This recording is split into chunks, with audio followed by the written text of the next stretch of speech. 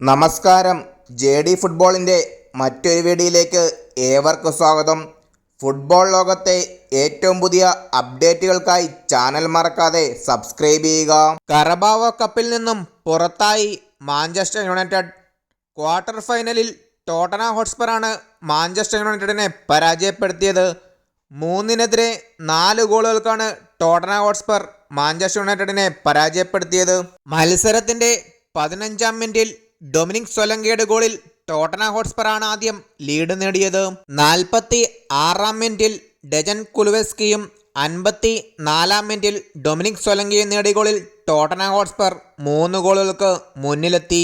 മത്സരത്തിന്റെ 63-ാം മിനിറ്റിൽ Joshua സിർക്സെ Manchester യുണൈറ്റഡിന്റെ ആദ്യ ഗോൾ നേടി. 70-ാം മിനിറ്റിൽ അമദ് ദിയോളയാണ് മാഞ്ചസ്റ്റർ യുണൈറ്റഡിന് വേണ്ടി 2ാം ഗോൾ നേടിയത്.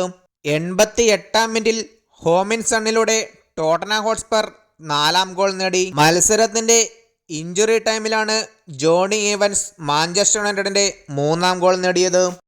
വീഡിയോ അവസാനിക്കുന്നു. കൂടുതൽ അപ്ഡേറ്റുകൾക്കായി ചാനൽ സബ്സ്ക്രൈബ് ചെയ്യുക.